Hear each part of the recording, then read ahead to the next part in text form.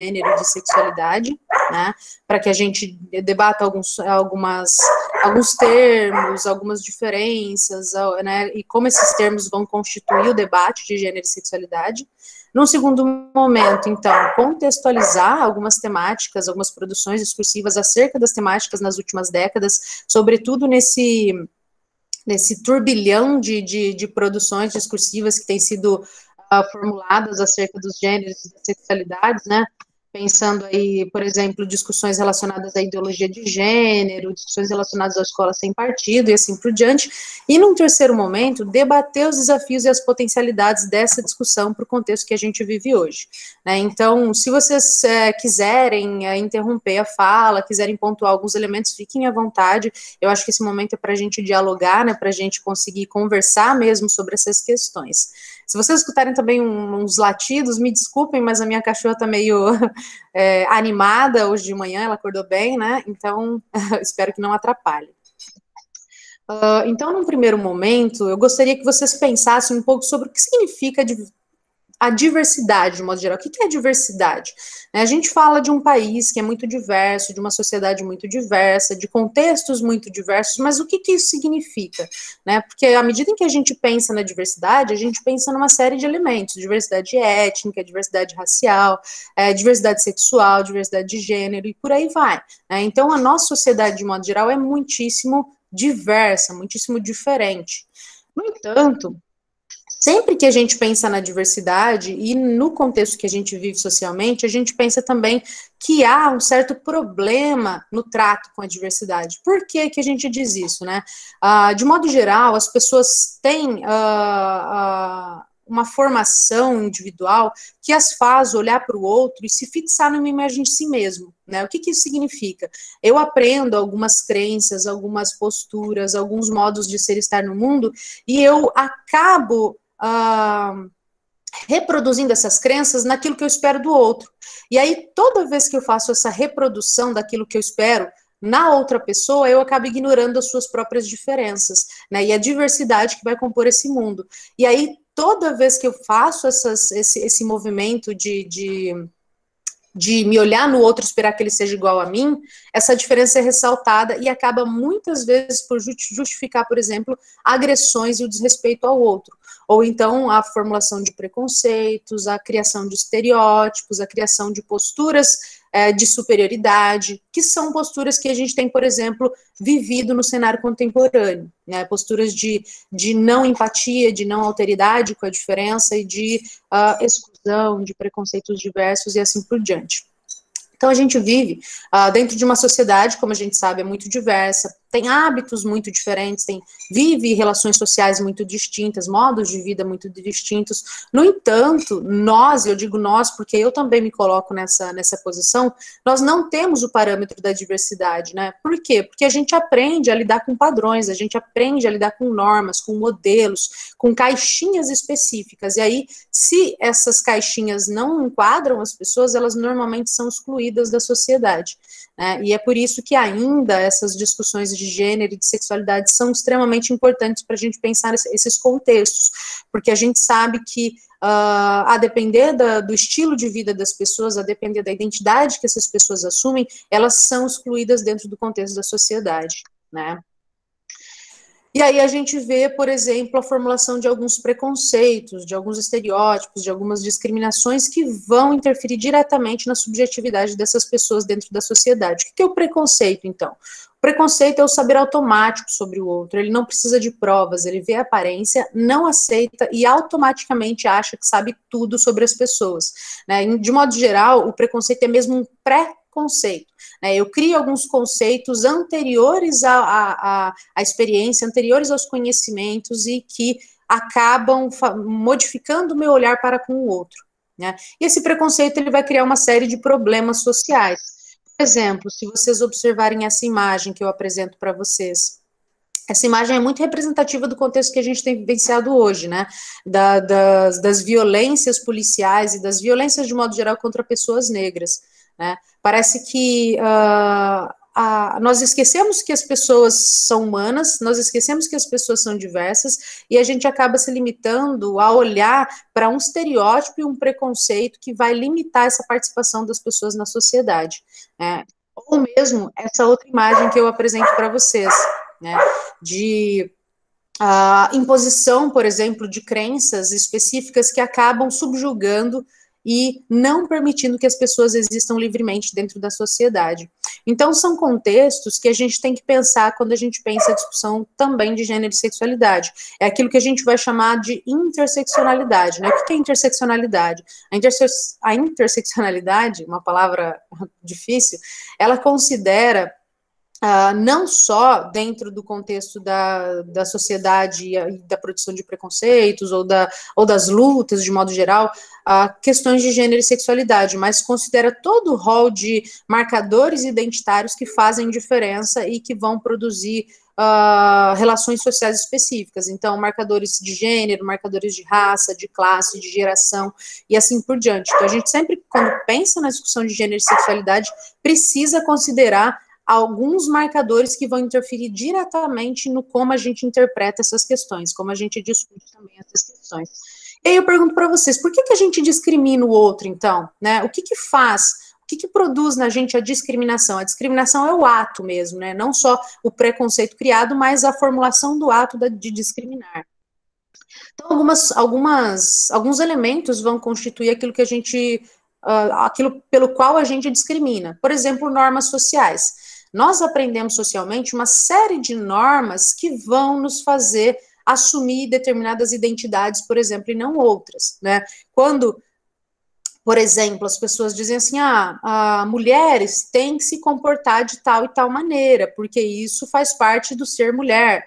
Homens é permitido serem mais agressivos, mais rudes, porque essa é uma característica dos homens. Eles são menos sensíveis, por exemplo. Essa é uma norma social que não necessariamente se confirma na realidade, mas nós acabamos criando alguns padrões, algumas normas de sociabilidade do que é ser homem, do que é ser mulher, do que é ser professora, por exemplo, do que é seguir algumas identidades específicas, e todo aquele que se desvia da norma acaba sendo discriminado, acaba sofrendo alguns preconceitos, algumas discriminações relacionadas a esse desvio da norma. E aí a gente vai falar um pouquinho adiante o que significa esse desvio da norma. Né? Outro elemento que nos faz discriminar são as crenças e os valores. Né? Muitas vezes as pessoas têm crenças e valores, por exemplo, baseados na religião ou na educação familiar, né? E que acabam limitando o seu olhar para com o outro e achando que o outro tem que reproduzir as mesmas crenças e os mesmos valores que eu, enquanto um sujeito que aprendeu, por exemplo, dentro da religião católica ou dentro de outras religiões, acredita piamente. Né? E aí eu acabo impondo essas crenças e esses valores como se eles tivessem que fazer parte da vida do outro e da sua subjetividade. Né? Um outro elemento também é a aparência física. Muitas vezes a gente discrimina pela aparência física, né? Pela aparência corporal especificamente. Então, são alguns elementos que a gente tem que considerar também quando a gente vai debater questões de gênero e questões de sexualidade. Né? E aí, dizendo tudo isso para vocês, a gente então vive uma sociedade que é extremamente plural, que é extremamente diversa. E também não daria para dizer que as identidades não são plurais, múltiplas e diversas, né? Nós nos constituímos identitariamente de maneiras muito diferentes, né? E essas identidades, elas não são fixas ao longo de toda a vida. É só vocês refletirem, por exemplo, sobre como é que vocês eram há 10 anos atrás e como é que vocês são hoje, né? Eu, por exemplo, sou uma pessoa muito diferente do que eu era 10 anos atrás, né? Em termos de identidade de gênero, de constituição enquanto mulher, de constituição enquanto professora. Então, essas identidades, elas não são fixas, não são permanentes. E elas podem até mesmo ser contraditórias em alguns momentos, né? Então, essa reflexão é fundamental para a gente entender que as pessoas mudam muito. E por mudarem muito é que a sociedade evolui, né? E não dá, então, para a gente se limitar a assumir uma perspectiva de sociedade e achar que para toda a vida a sociedade vai ser igual, porque não vai, né?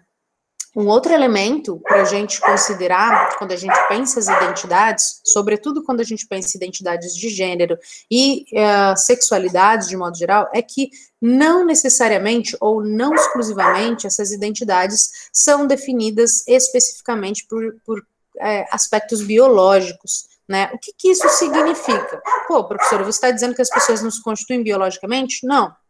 Não é isso que eu estou dizendo, né?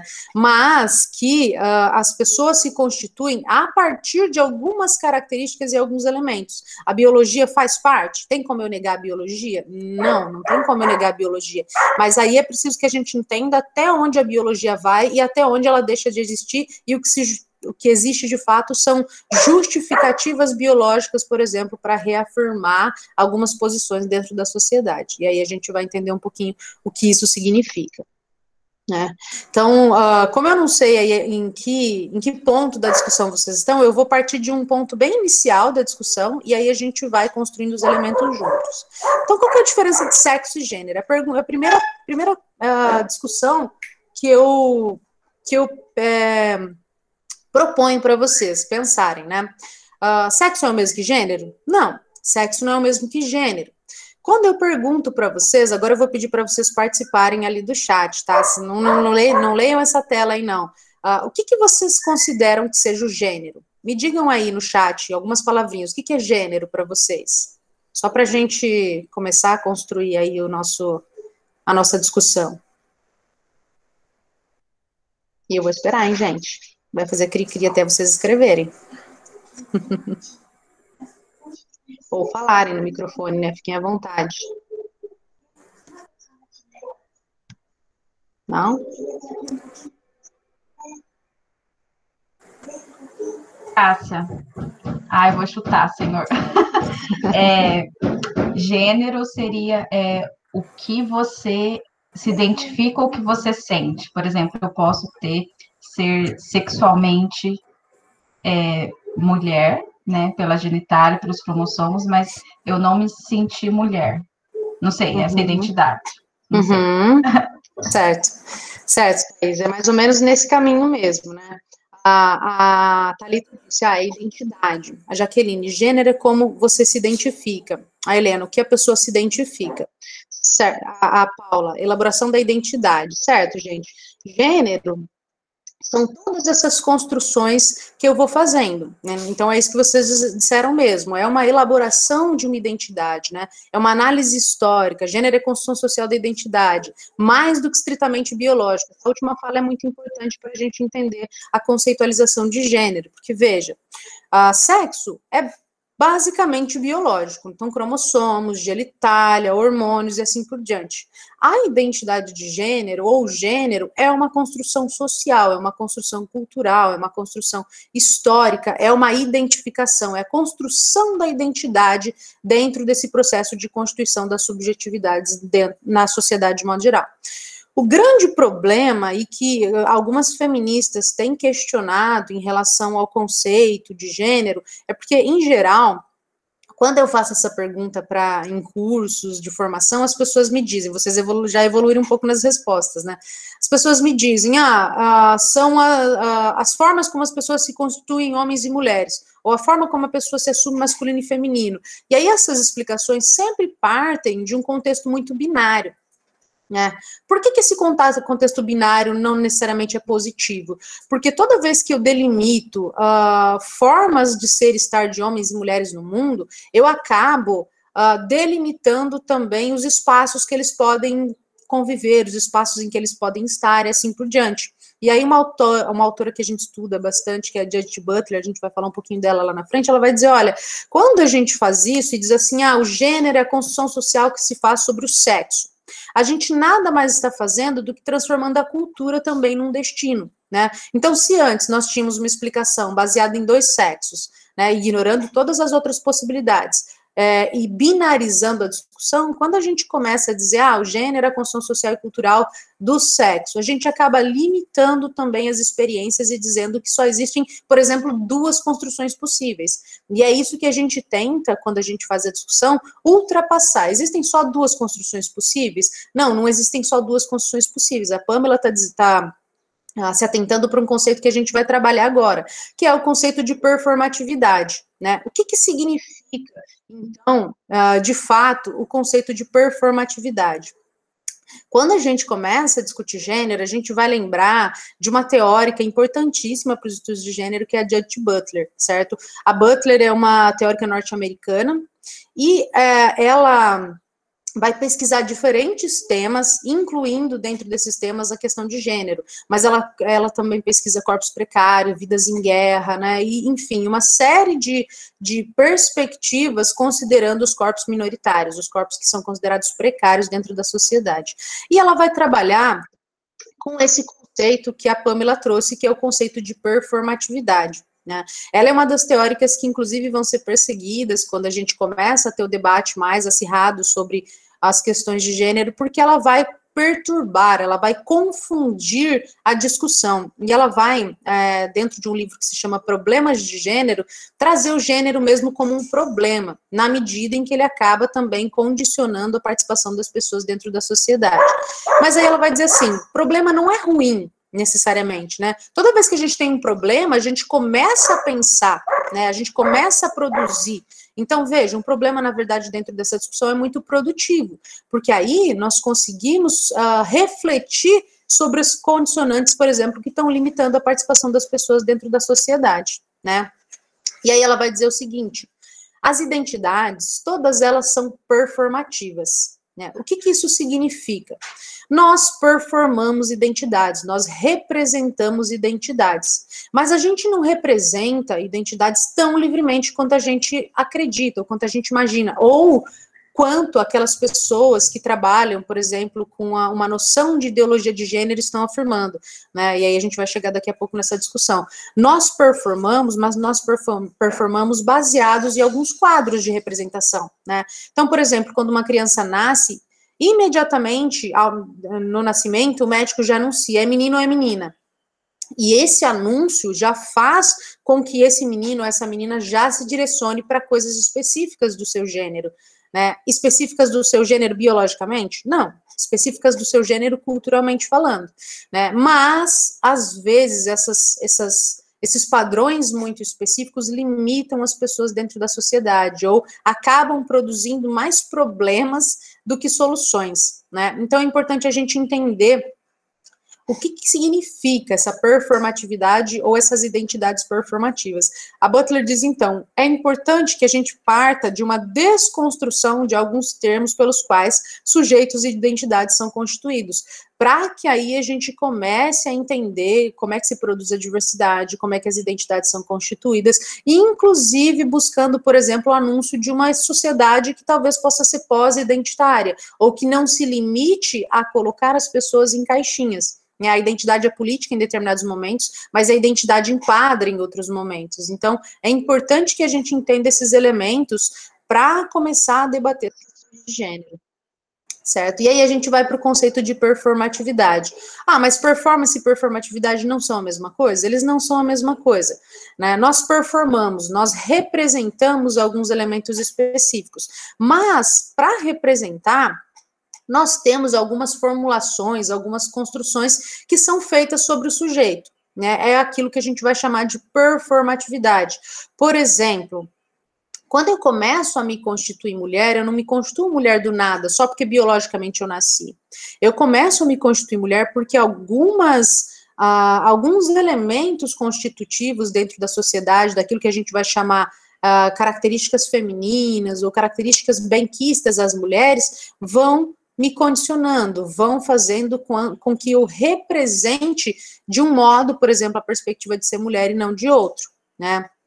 Isso, a Butler vai trazer um conceito do Jacques Derrida, um conceito derridiano, chamado cadeia citacional. Veja, eu não sei bem quem é que anunciou esse modo de ser mulher ou esse modo de ser homem. A gente sempre que pensa na história da constituição de homens e mulheres, a gente não sabe bem explicar de onde é que veio, mas há uma reprodução, né, repetidamente de alguns padrões, de algumas normas sociais, de alguns enunciados discursivos que vão fazendo com que a gente continue reafirmando, por exemplo, algumas características identitárias. Né? Isso a gente vai chamar de citacionalidade, a gente acaba repetindo atos performativos, não necessariamente com a presença de quem produziu pela primeira vez, ou com a presença de elementos que vão fazer com que eu repita imediatamente, mas eu vou aprendendo, vou me constituindo, seja por diferentes pedagogias culturais, como a mídia, como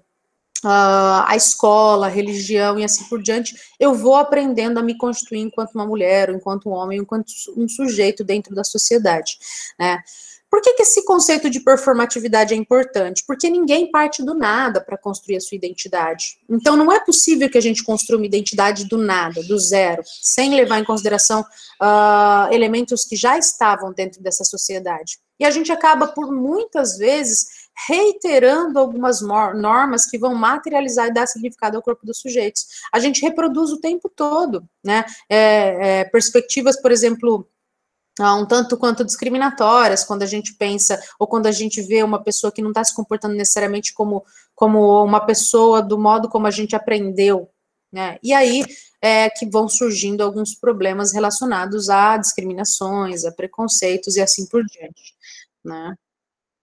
Então, todos os corpos são generificados, porque todos os corpos nascem com marcas de gênero específicas, né? Mesmo aqueles corpos que não necessariamente se enquadram nessa perspectiva binária em relação à produção de sexos macho e fêmea, mesmo corpos intersexos, mesmo corpos transgênero, todos esses corpos nascem ou se constituem de maneiras generificadas. Portanto, é importante que a gente compreenda que gênero é algo que nós fazemos e não algo que somos. O que isso significa? Não sei se vocês vão lembrar de uma frase de uma teórica feminista chamada Simone de Beauvoir. A Simone de Beauvoir foi um dos expoentes dentro do feminismo e ela escreveu dentro das suas produções a frase não se nasce mulher, torna-se mulher. O que isso significa?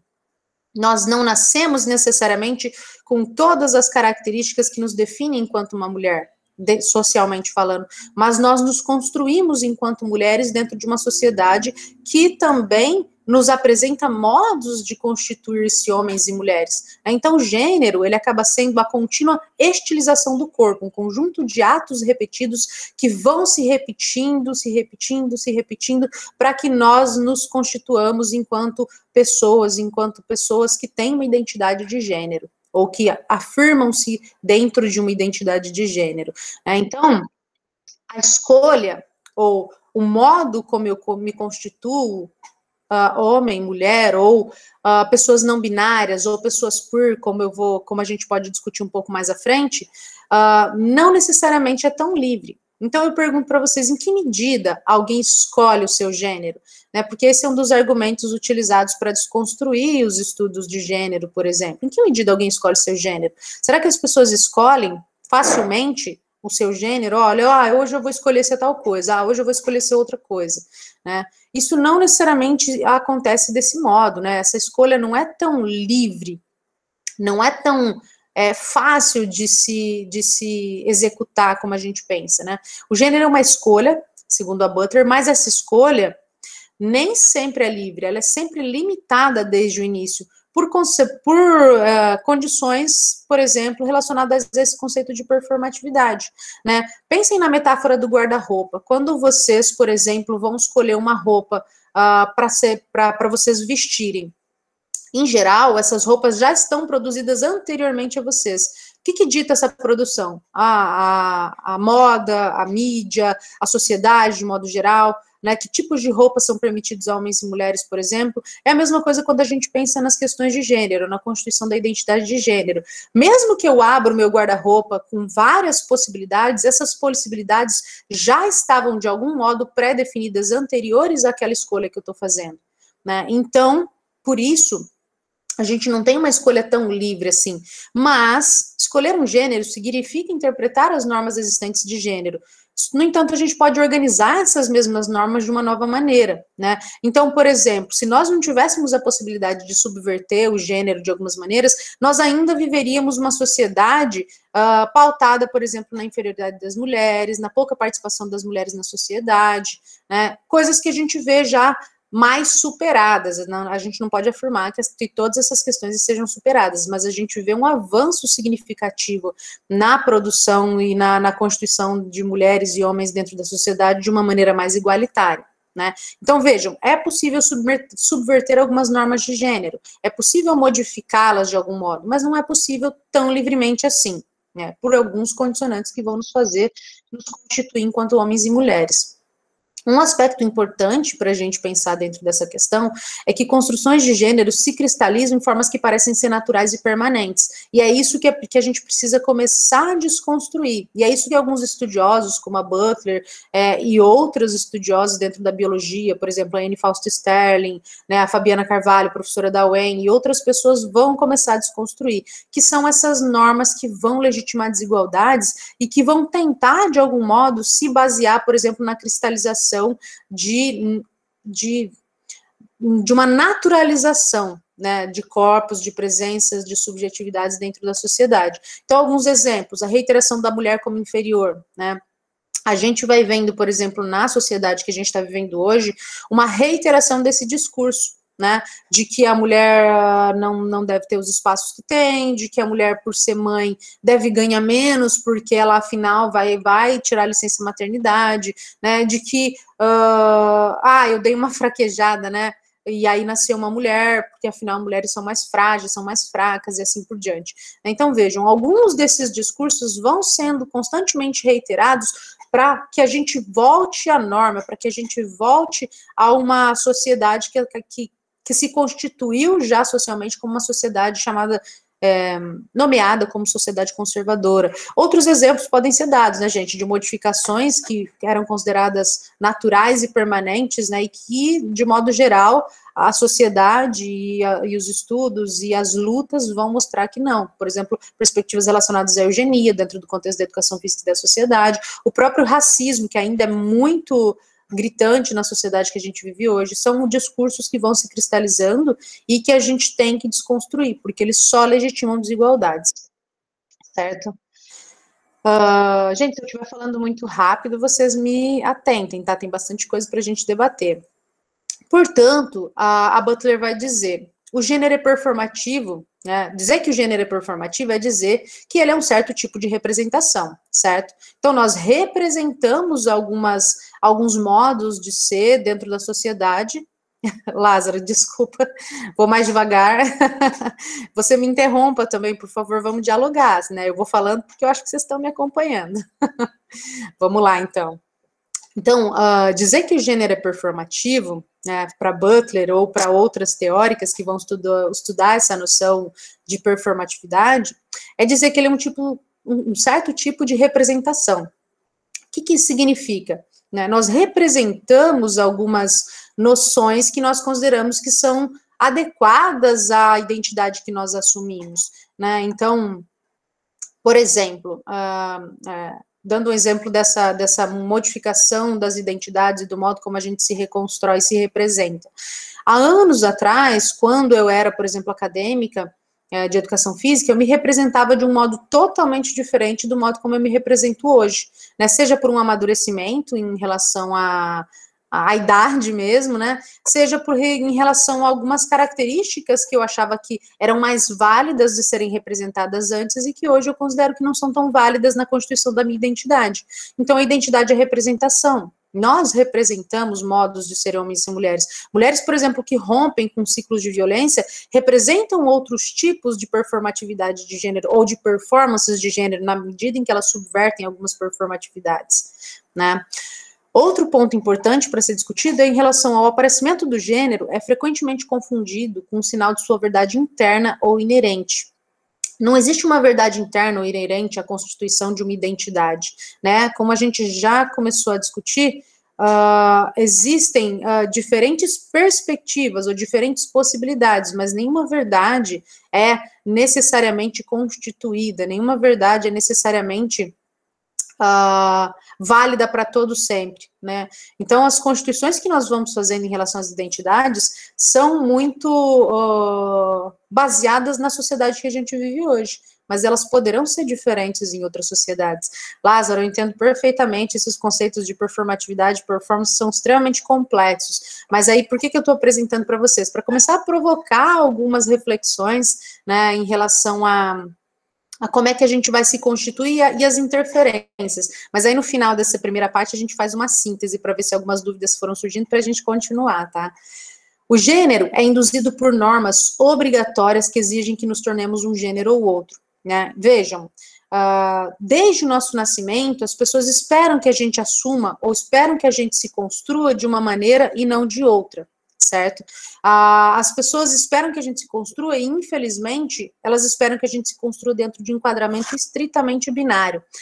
Professora, mas você está dizendo que é ruim se constituir enquanto homens e enquanto mulheres? Não estou dizendo isso, né? O que eu estou dizendo e o que a gente tem que problematizar é que, mesmo dentro dessas duas categorias binárias, existem N possibilidades de se constituir, que não são limitadas a algumas perspectivas, né? Por exemplo, características relacionadas ao masculino. Quando a gente tem homens que são sensíveis, que são delicados, que possuem algumas características que, em geral, a gente categoriza como características femininas, a gente acaba limitando a sua existência dentro de um mundo, e a gente acaba limitando, inclusive, a possibilidade de que ele se construa de uma maneira diferente, de uma maneira que, possivelmente, a gente espere de um homem dentro da sociedade que a gente está vivendo hoje, que é uma perspectiva mais respeitosa, né, enfim, e alguns outros elementos que vão começar a questionar uma educação machista, sexista, misógina, e assim por diante, né. Então, o problema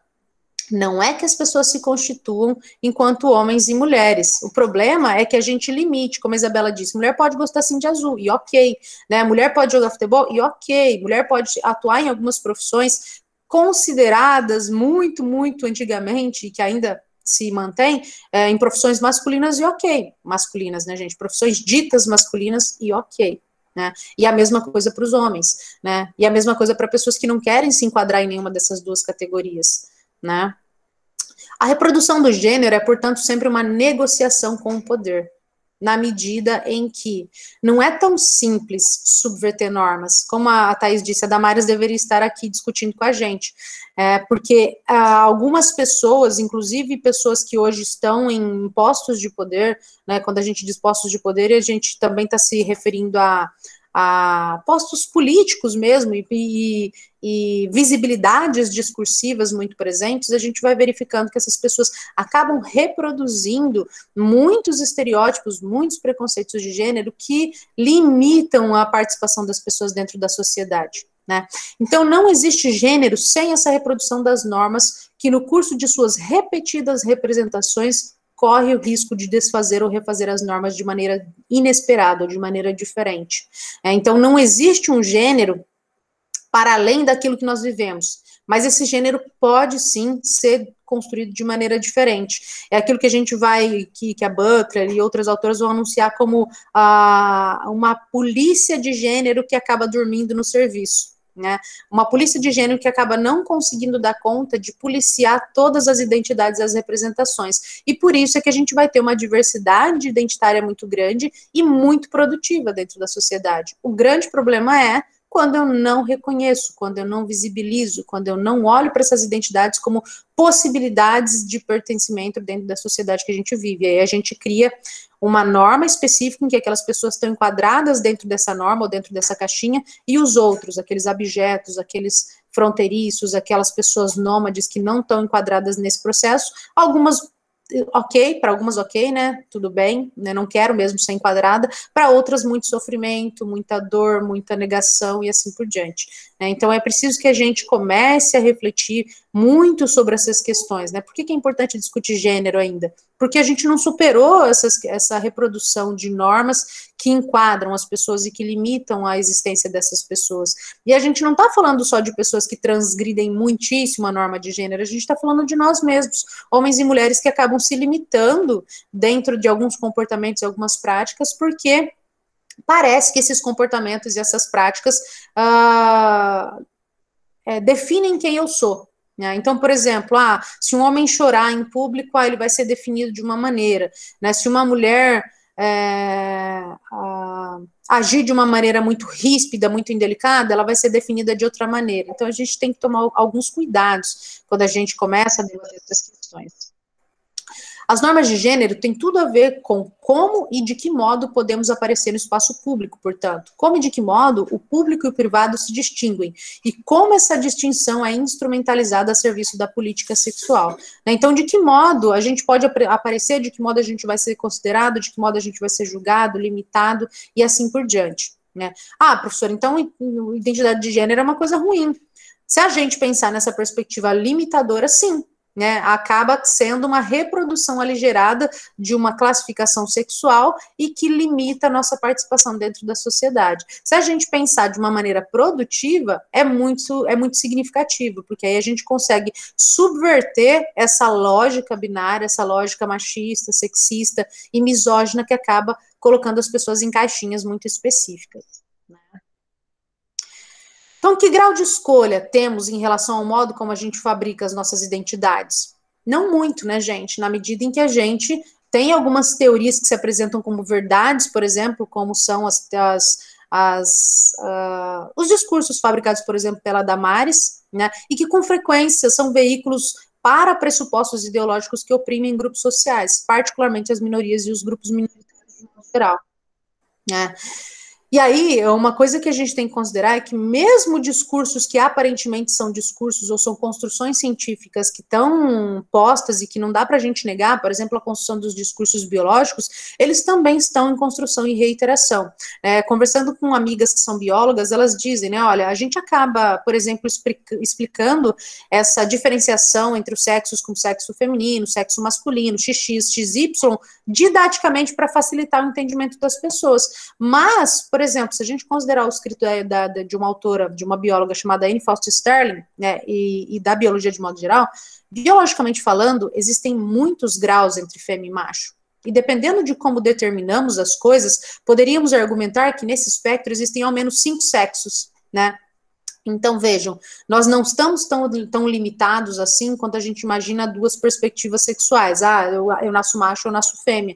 Porque se a gente considerar as modificações relacionadas biologicamente, a gente vai ter, por exemplo, aquelas pessoas que são consideradas intersexo, né? Dentro da categoria intersexo, a gente vai ter uma série de categorizações. O hermafrodita verdadeiro, que é a pessoa que constitui-se com órgãos sexuais de ambos. A gente vai ter uma série de outras configurações. Por exemplo, a gente tem mulheres que têm cromossomos XY, a gente tem homens que têm cromossomos XX, homens, pelo menos aparentemente, né, constituídos e assim por diante. Então, vejam, essas explicações acabam limitando o nosso entendimento da constituição dos sujeitos de uma maneira muito binária. E nós vivemos uma sociedade binária, né? É tudo binário, preto, branco, homem, mulher, feio, bonito e assim por diante. Então, são sempre classificações binárias. A Solange vai dizer, né? Algumas escolas já trabalham com relação à diversidade de gênero na formação com os educadores, como você avalia esse estudo na educação? Sim, Solange, existem, inclusive, muitos colegas da biologia e que estão dentro das escolas e que estão tentando trabalhar de modo diferente. Quando eu falo da biologia, porque eu levantei o discurso biológico, mas essa discussão não perpassa só a problematização dentro da biologia. E esse é um grande problema. As pessoas acham que quando a gente vai discutir gênero e sexualidade, essa discussão só deve se basear na discussão dentro da biologia. Né? E se a gente se limita a pensar que a biologia deve discutir, a biologia às vezes não discute, nós também não, enquanto educadores. Né? Então é importante que a gente faça essas discussões para que a gente consiga ultrapassar essa lógica, que é um tanto quanto binária, normatizadora e assim por diante. E aí, só para entender o que toda essa discussão tem a ver com aquilo que a gente vai chamar de sexualidade, eu vou conceituar rapidamente para a gente compreender. Então, a sexualidade, ela tem ampla relação com, por exemplo, as discussões de gênero, mas sexualidade e gênero não são a mesma coisa. As pessoas, às vezes, se limitam, por exemplo, a olhar algumas características que elas consideram como não pertencentes à norma de gênero, por exemplo, homens que são considerados afeminados e imediatamente conduzi-los a uma orientação sexual não normativa ou não heterossexual, como se essas condições ou essas expressões de gênero significassem a mesma coisa. Então, a sexualidade envolve o gênero, envolve a identidade sexual, sexual, a orientação sexual, o erotismo, o envolvimento emocional, o amor, e pode envolver a reprodução quando a gente pensa em casais heterossexuais, né? Então, é o modo como a gente existe, é o modo como nos expressamos como sujeitos sexuados, como sujeitos afetivos e assim por diante. Outro grande problema dentro dessa não consideração da diversidade é que a gente acredita, ou a sociedade acredita que exista uma sexualidade e que as outras são anormais, vamos assim dizer, né? É aquilo que a gente vai chamar de heterossexualidade compulsória. Parece que todo mundo nasce imediatamente dentro de uma sexualidade específica, que é a heterossexualidade. E aqueles que não estão dentro dessa heterossexualidade específica são desviantes, são, enfim, discriminados, né? Então, dentro desse conceito de heterossexualidade compulsória, a gente acaba limitando também o pertencimento das pessoas, e a gente acaba limitando o entendimento da sexualidade. Gente, a sexualidade é muito ampla, é muito complexa, e pensando em orientações ou em identidades afetivos sexuais, né, deixando a discussão dos conceitos um pouco de lado, a gente acaba pensando em uma série de possibilidades, né, pessoas hétero, pessoas homo, pessoas bi, né, pessoas assexuadas, pessoas pansexuais.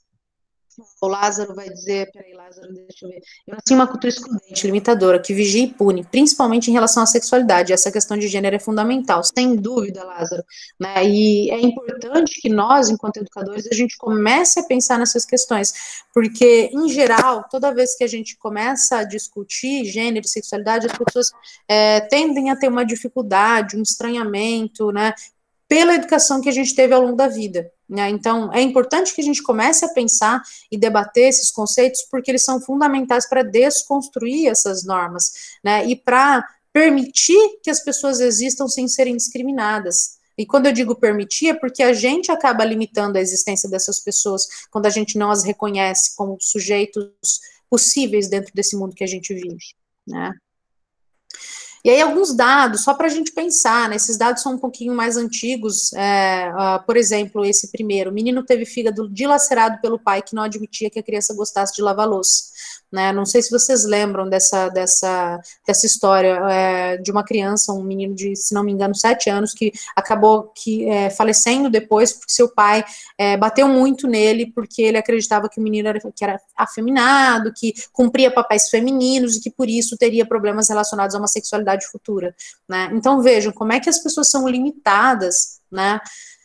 Outro exemplo, por exemplo, em relação a uma situação que a minha orientadora de doutorado contava, Eliane Maio, né, de uma experiência narrada por uma outra pessoa, de uma criança dentro da educação infantil, e aí essa criança foi tomar o seu lanche, né, no intervalo, e dentro do lanche foi oferecido o iogurte de morango, e aí a criança não quis tomar o iogurte de morango, e a educadora perguntou por quê, e ela disse, olha, é rosa, é coisa de menina, meu pai não deixa eu comer, não deixa eu brincar com coisa rosa, não deixa eu ter coisa rosa, então eu não vou tomar porque é rosa, né? Então vejam, como a gente acaba limitando o discurso quando a gente reproduz esse tipo de coisa.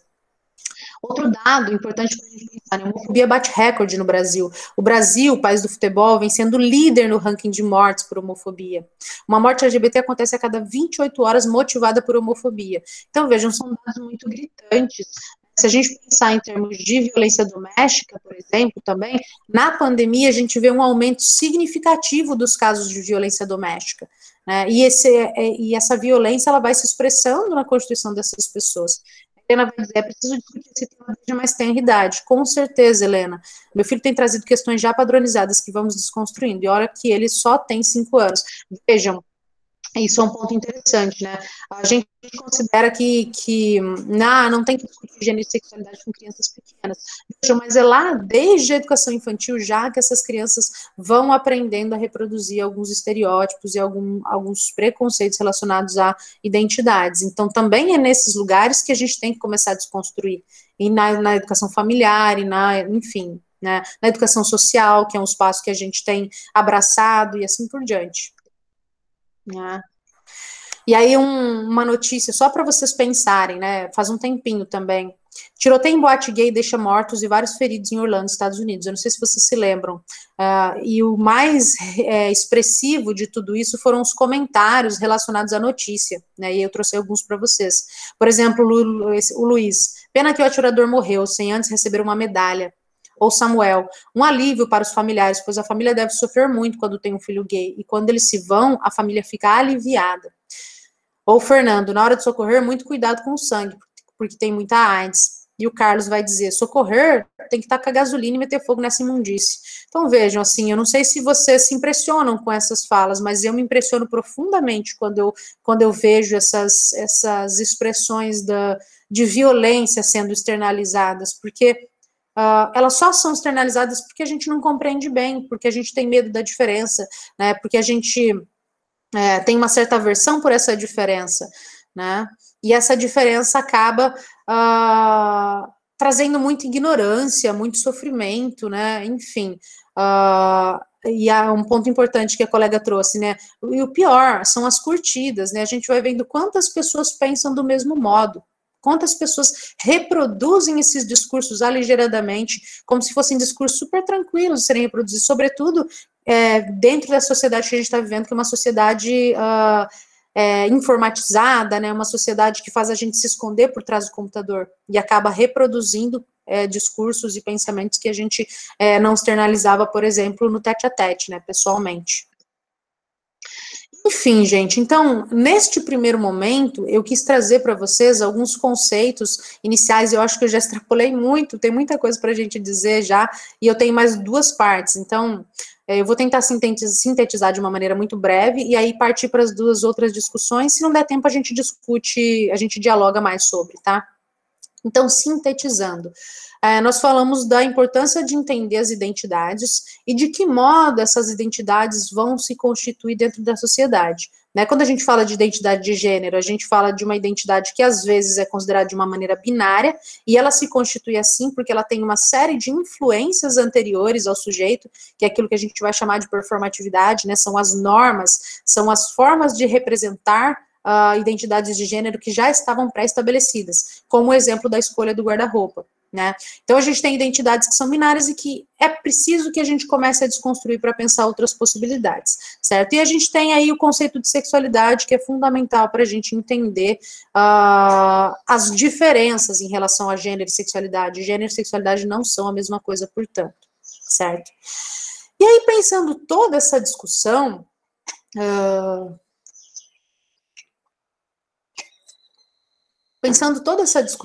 né, relacionada aos conceitos, a gente começa aí, socialmente, a ter alguns rótulos criados dentro da discussão de gênero, porque, gente, a discussão de gênero incomoda, né? Incomoda, sobretudo, as pessoas que não querem repensar os seus posicionamentos ou que não querem aceitar que existam diferentes constituições identitárias, né?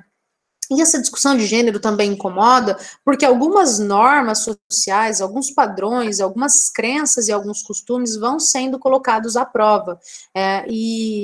Um deles, por exemplo, é em relação ao papel da mulher dentro da sociedade, ou dentro de uma sociedade cristã. Né? Então, o conceito de ideologia de gênero surgiu lá em meados da década de 90, início de 2000, e ele é uma invenção católica como antítese das proposições da ONU, destinadas à exortação do papel da mulher na sociedade. O que isso significa? Nós tivemos em 94 e 95 duas conferências que foram extremamente importantes, a Conferência Internacional sobre a População no Cairo e a Conferência Mundial sobre as Mulheres em Pequim, que foram conferências que problematizaram por exemplo, a submissão das mulheres na sociedade, problematizaram a participação das mulheres em diferentes contextos, inclusive na política, enfim, foram uma série de problemáticas que fizeram vários países assinarem um tratado de equidade e igualdade de gênero, para que essas sociedades promovessem maior igualdade de gênero. E dentro dessa promoção estavam diferentes discussões, né, inclusive relacionadas ao aborto, à liberdade reprodutiva das mulheres, enfim, uma série de discussões que também são difíceis de serem feitas dentro da sociedade que a gente vive, né. E aí, no papado do Bento XVI, né, houve essa formulação desse sintagma de gênero que começa a se constituir enquanto uma retórica antifeminista, porque via essa modificação do papel da mulher dentro da sociedade como uma afronta às crenças cristãs, às crenças religiosas, né? Então, num primeiro momento, a gente tem a constituição desse rótulo dentro da Igreja Católica. E aí a gente tem várias figuras ultraconservadoras, de conferências episcopais, de movimentos pró-vida, pró-família, associações de terapia reparativa, por exemplo, de cura gay, e algumas think tanks, que são instituições, né, não governamentais, que buscam influenciar digitalmente, influenciar as pessoas, acabaram aderindo a essa ideia da ideologia de gênero, e a gente tem uma pulverização dessa proposta da ideologia de gênero, né? Então, esta ideologia de gênero, na verdade, é uma constituição, né, baseada em alguns pressupostos e algumas crenças que acabam distorcendo a discussão de gênero especificamente, sem considerar, por exemplo, que existem diferentes feminismos, que existem diferentes perspectivas de lutas dentro do movimento feminista negro, movimento feminista marxista, movimento feminista LGBT, enfim, diferentes movimentos feministas que também têm diferentes agendas de luta, né, e que o que todas têm em comum é a necessidade, por exemplo, de superar os machismos, de superar desigualdades no âmbito da sociedade, de combater as violências diversas, de reconhecer as pessoas LGBT como sujeitos de direitos, enfim, e que não tem em comum, por exemplo, a destruição da família, ou todas essas coisas que as pessoas, em geral, tendem a ligar a essa perspectiva da ideologia de gênero. E aí a gente vai falar um pouquinho disso. Então, cria-se uma conotação negativa do termo, um pânico moral em relação ao gênero, e parece que o gênero tem que ser tirado de tudo, como tem sido feito, né? Vocês viram a votação do Plano Nacional de Educação, as palavras gênero foram retiradas de todo o documento, porque houve um entendimento falho de que gênero deturparia valores familiares e assim por diante, né? Então, uma autora chamada Jimena Furlani, da UDESC de Santa Catarina, começou aí pensando em todas essas formulações estereotipadas acerca dessa tal ideologia de gênero, a desconstruir esses conceitos. Então, ela vai dizer assim, vejam, primeiro conceito, as pessoas dizem que os estudiosos de gênero estão querendo destruir a família. O que isso significa?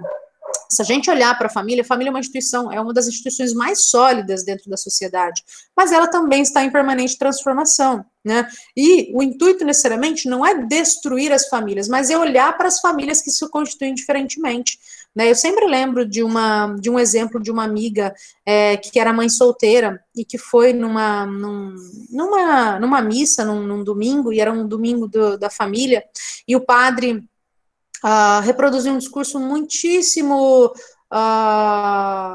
normatizador da relação de família. Ele disse ele disse para a comunidade, né, por favor, famílias, venham para frente, né, aquela coisa de aplaudir as famílias e tal, e aí ele disse, porque família é essa constituição de homens e mulheres, né, mães solteiras não são família, enfim, um discurso que foi tão ofensivo para essa minha amiga que ela nunca mais quis ir para a igreja, de fato, ela se afastou da religião por achar que ela não era digna de estar lá, e depois de um tempo ela entendeu, né, essa normatização de um parâmetro de família, né, aquilo que a gente vai chamar de família tradicional brasileira, que de fato não existe, né, gente? As famílias brasileiras são muito diversas, são mães solteiras, são crianças sendo criadas pelos seus avós, são famílias por afetividade, não necessariamente consanguíneas. A gente tem uma série de constituições familiares dentro da sociedade e que a gente precisa reconhecer e acolher, né? Então é o primeiro ponto, não se prega a destruição da família, mas se prega de fato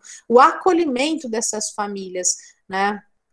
A Solange vai dizer que existe um filme, deixa eu ver aqui, Solange, tem um filme chamado Segredo de Brokeback Mountain, né?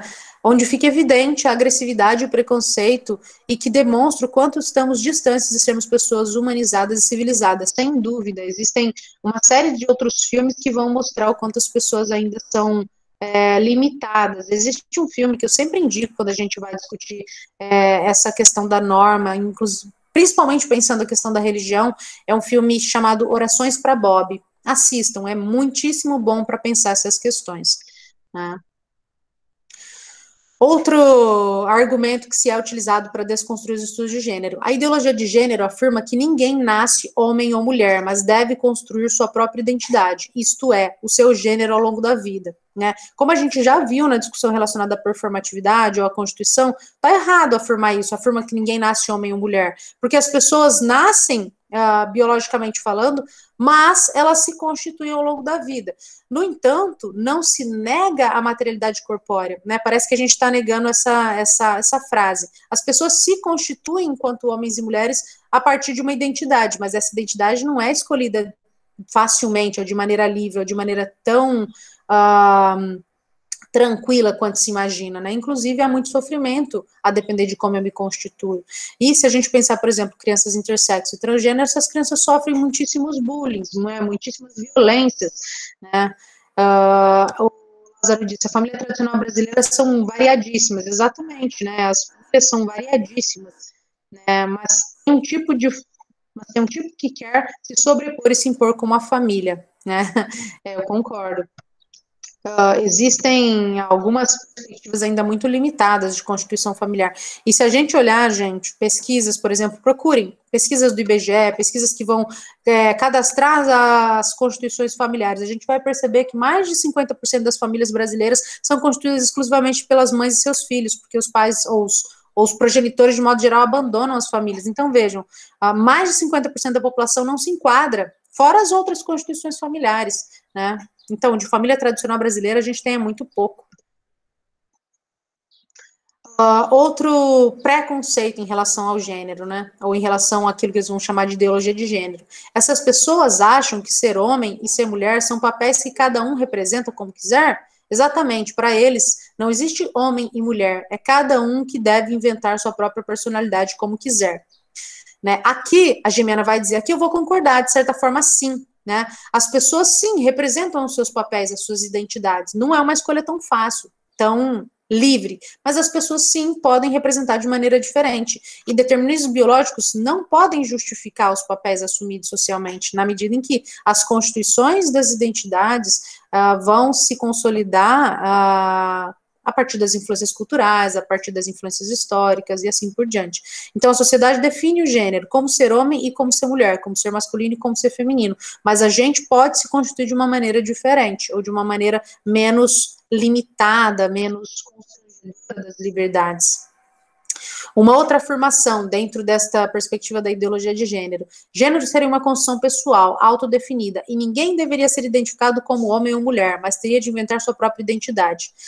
Isso está errado, gênero é uma construção social e cultural, mas a gente não está falando que as pessoas têm que se inventar, porque afinal é muito difícil se reinventar. Né? As pessoas assumem alguns significados sociais e culturais que irão construir o seu gênero, né? Então os estudos de gênero não vão negar a biologia, porque é muito difícil negar esse pressuposto biológico na medida em que nós nascemos corpos sexuados também, mas se opõem a significados sociais e culturais que limitam o desenvolvimento das pessoas, né? Que limitam o modo como essas pessoas vão existir dentro da sociedade. Todas as pessoas possuem identidade de gênero, portanto, o problema é a negação social das identidades, sobretudo quando elas não se enquadram à norma, porque essa negação vai gerar exclusões, intolerância, violências e a perda da própria vida em alguns casos, certo? Uma chargezinha para desconstruir um pouquinho, né? Existe a ideologia de gênero? E aí, claro que existe ideologia de gênero, é tudo que foge do gênero da minha ideologia, né? Então, os estudiosos de gênero, na verdade, vão subverter a lógica e dizer, olha, veja, eles estão dizendo que nós estamos produzindo uma ideologia de gênero, mas afinal, quem está produzindo uma ideologia de gênero é quem está padronizando as possibilidades de existência e limitando as pessoas dentro da sua existência, né? Thaís, eu posso continuar mais uns 15 minutinhos? E aí a gente... Tranquilo, Cássia, pode ficar até 20 aí. Ok, porque aí eu vou tentar concluir mais rapidamente, certo? E aí, gente, o que acontece? Então, o que tem a ver essa ideologia de gênero, essa perspectiva da ideologia de gênero com aquilo que a gente entende como sociedade, ou políticas públicas, ou políticas educacionais? Né? Existe um movimento, vocês devem ter ouvido falar, e esse movimento acaba interferindo na nossa atuação, sobretudo enquanto professores, acho que tem muitos professores aqui, né, que é o Escola Sem Partido. que é o Escola Sem Partido, né? O Escola Sem Partido foi um movimento criado aí em 2004 pelo advogado paulista Miguel Nagibe, e esse Escola Sem Partido, ele vai se apropriar de uma série de ideias que vão ser consideradas reacionárias, de movimentos conservadores norte-americanos e de projetos neoliberais, encampados também por corporações transnacionais, como conhecidas, por exemplo, como as think tanks. O Instituto Milênio é uma dessas think tanks, né? E essas think tanks vão produzir alguns discursos que vão aí constituir uma perspectiva de sociedade, né, dentro de um aspecto específico. Qual que é o problema do movimento Escola Sem Partido? Né? O problema do movimento Escola Sem Partido não é que se comece a levantar a bandeira de uma escola sem partido, de uma escola livre de ideologias, quando a gente sabe que é muito difícil livrar das ideologias, quando a gente prega ideologias dentro de um movimento que se pressupõe livre de ideologias, né, gente? Mas aí o problema do movimento Escola Sem Partido é que ele não está pregando uma escola plural, ele está pregando uma escola que não debata temas que são divergentes daqueles temas relacionados a versões hegemônicas de história, de ciência, daquilo que é tido como norma. Então, o movimento Escola Sem Partido, ele acaba levantando mesmo uma cruzada para perseguir explicações, conceitos e posições divergentes da versão hegemônica, né? E, por exemplo, produzir aí alguns discursos que, inclusive, são deslegitimadores da própria produção científica, né? Como essa discussão do terraplanismo, levantada pelo Olavo de Carvalho e por outros, por seus seguidores, por exemplo, né? Ou a desconstrução de algumas perspectivas de ciência. Aquilo que a gente está vivendo hoje em relação à pandemia é um exemplo disso, né? De perseguição de explicações, conceitos e posições que de algum modo, sejam divergentes dessa versão hegemônica que tem sido levantada, né? E a explosão do movimento Escola Sem Partido, então, acontece em 2014, quando, então, o deputado Flávio Bolsonaro protocola o primeiro projeto de lei Escola Sem Partido na Assembleia do Rio de Janeiro, né?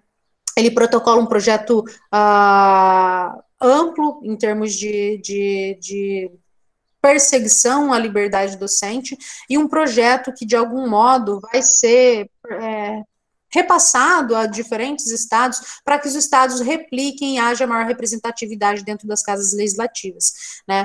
Entre as suas proposições, mais do que simples códigos de preceitos afixados nas paredes dos colégios e universidades, porque esse projeto inicialmente foi proposto, e havia dentro do projeto alguns princípios que regeriam o trabalho docente.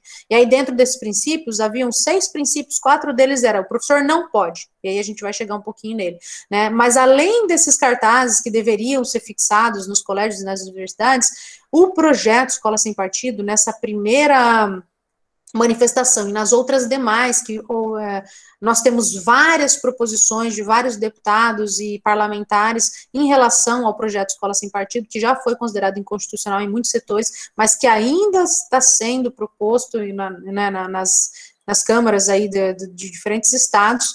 Ele vai interferir diretamente na Lei de Diretrizes e Bases da Educação, né, ao instaurar práticas de vigília e de punição aos educadores, e, inclusive, tentando modificar a Lei de Diretrizes e Bases da Educação, interfere no programa de distribuição do livro didático, extinguindo a política pública que dota a escola de livros avaliados por equipes competentes e por padrões que se adequam aos conteúdos estruturantes da educação básica. Então, de algum modo, tenta interferir na escolha dos livros didáticos e na possibilidade democrática dessa escolha, e também na liberdade de cátedra dos professores e a escolha de conteúdos escolares, na medida em que começa a perseguir, começa a vigiar os professores, começa a instaurar um medo, né, a produção de um imaginário de perseguição muito grande. E aí muitos professores acabam se limitando a discutir essas questões. Isso se apresentou, inclusive, na minha pesquisa de doutorado, quando as pessoas diziam, né, na pesquisa, que muitos professores têm medo de fazer essa discussão, eles não querem fazer a discussão porque os pais, porque a sociedade, porque N instituições vão persegui-los dentro da sua atuação docente. Então, por mais que não existam projetos de escola sem partido aprovados, né, pelo menos num contexto nacional, a gente teve algumas aprovações em alguns estados, mas já foi considerado inconstitucional na maioria deles, né, nós temos aí um pânico moral que vai sendo criado e constituído na cabeça dos educadores, e os educadores acabam por não discutir e debater esses temas que são muito caros.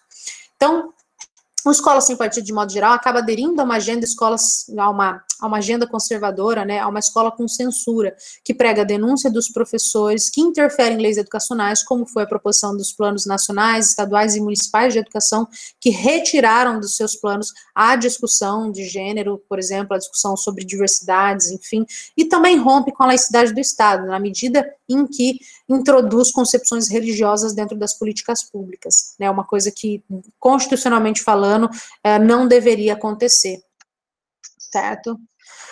E aí o corpus do projeto delimita 6 funções do professor. 4 dessas funções iniciam-se com o professor não, né? Disse não ao ensino de temas contundentes, né, como temas relacionados à política, temas relacionados à sociedade, diz não a pensadores reconhecidos internacionalmente, né, dentro do movimento Escola Sem Partido, há uma demonização, por exemplo, ao Paulo Freire, e aí a tirinha que eu coloquei para vocês, né, como se o Paulo Freire fosse um ideólogo dentro desse contexto educacional, diz não à liberdade de ensinar pelos professores e aprender pelos alunos, na medida em que se diz que por exemplo, a educação desses alunos deve estar mediada pela moral ensinada pelos pais, e aí a escola não poderia debater temas que fossem contra a moral dos pais e assim por diante, né? Por que a gente está falando desse projeto? Porque esse projeto adere, então, a esse discurso da ideologia de gênero também, e vai constituir uma discursividade, né, relacionada a que as escolas brasileiras estão deturpando, estão dogmatizando os nossos alunos, estão tentando transformar o ensino no ensino comunista, um ensino ideólogo de gênero, e enfim, né? Então existe a invenção de uma verdade dentro do Escola Sem Partido e que acaba sendo cooptada por organizações político-partidárias, como o Movimento Brasil Livre e o próprio Escola Sem Partido, e que tentam, então, introduzir a todo custo essas ideias dentro do ambiente educacional. E por que isso é ruim? Porque isso vai limitar, isso vai constranger a prática docente, a prática de educadores e educadoras, e, de modo geral, não vai contribuir para que a gente possa, por exemplo, reconhecer aquilo que a gente estava falando como importantíssimo, né, que é reconhecer a participação e a existência das pessoas dentro da sociedade, reconhecer a importância de debater temas dentro da escola. Por exemplo, existe uma lei que foi aprovada contra o bullying dentro da escola, mas como é que eu discuto bullying dentro da escola se eu não posso discutir gênero e sexualidade, que fazem parte do bullying que está acontecendo dentro da escola? Então, existem contradições que são fundamentais para a gente pensar essas produções discursivas de Escola Sem Partido, né? Então, o objetivo fundamental é extrair da escola e da sociedade os debates sobre as identidades.